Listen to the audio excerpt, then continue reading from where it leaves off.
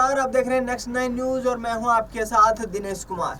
बीते दिन 5 राज्यों के विधानसभा चुनावों के मतदान जो है वो पूर्णतः संपन्न हो चुके हैं। आपको बता दें कि तमाम राज्यों में कांग्रेस और बीजेपी के बीच कड़ी टक्कर देखी जा रही है। ऐसे में एक बार फिर से भारतीय जनता पार्टी जहां मध्य प्रदेश में प्रचंड बहुमत के साथ सत्ता में आती नजर आ रही है, वहीं दूसरी तरफ राजस्थान में एक बार फिर से 40 सालों की परंपरा को तोड़कर कांग्रेस पार्टी वापसी करती नजर आ रही है।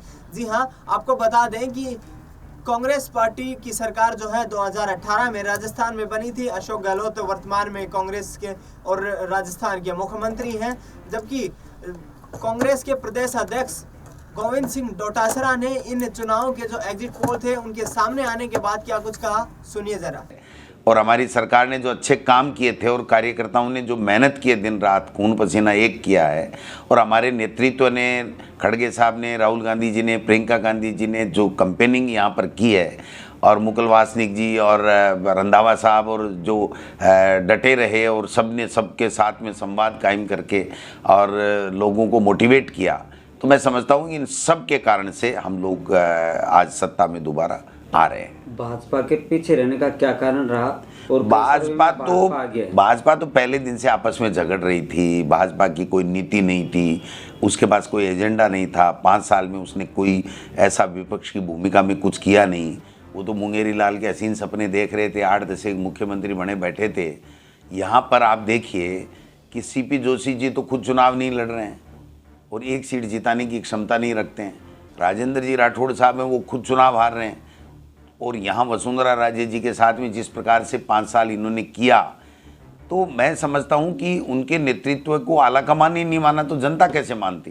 तो ये सारी चीज़ें मिला करके, और जो कोरोना काल में मिसमैनेजमेंट देश के प्रधानमंत्री से हुआ, जो उन्होंने किसानों के लिए 3 काले कानून लाए, जो महंगाई कम नहीं कर पाए, किसान की आमदनी दुगुनी करने की तो बात छोड़िए, किसान के साथ में जो दुर्व्यवहार हुआ, वो सब मुद्दे भी लोगों के सामने थे कि भाई 10 साल दे दिया इस मोदी जी को, मोदी जी ने किया क्या?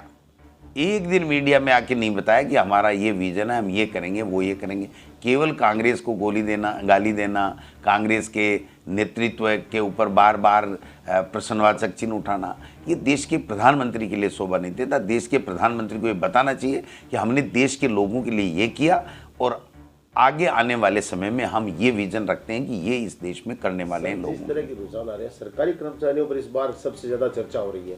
क्या ये माना जा सकता है कि अगर सरकार बनती है तो फिर ओपीएस सबसे बड़ी संजीवनी होगी कांग्रेस के लिए? देखिए ओपीएस भी बहुत बड़ी बात है, और जो सोशल सिक्योरिटी मतलब क्षेत्र में हमने जो काम किया हमारी सरकार ने, चाहे राइट टू हेल्थ हो, चाहे मिनिमम इनकम गारंटी अधिनियम की बात हो, नरेगा में पैसे बढ़ाने की बात हो, जो पेंशन बुजुर्गों को देने की बात हो, किसान के लिए फूड पैकेट जो गरीब को देने की बात हो, किसान की बिजली के बिल आम उपभोक्ता। तो आपको जिस प्रकार से सुनाई दिया कि गोविंद सिंह डोटासरा ने कहा कि लगातार जिस प्रकार से कार्यकर्ताओं की मेहनत का फल है कि हम राजस्थान में फिर से सरकार बनाने जा रहे हैं।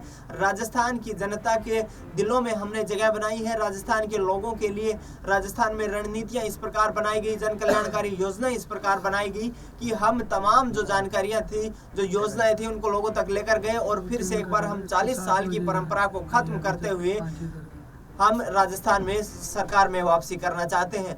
तो गोविंद सिंह डोटासरा जो प्रदेश अध्यक्ष है राजस्थान में कांग्रेस पार्टी के, उन्होंने कहा कि हम लगातार मेहनत करते रहे और इसका नतीजा यह है कि फिर से एक बार राजस्थान में हम सरकार बनाने की दहलीज पर आ चुके हैं। बहरहाल इस खबर में इतना ही। देश दुनिया की तमाम बड़ी खबरों के लिए आप देखते रहिए नेक्स्ट 9 न्यूज।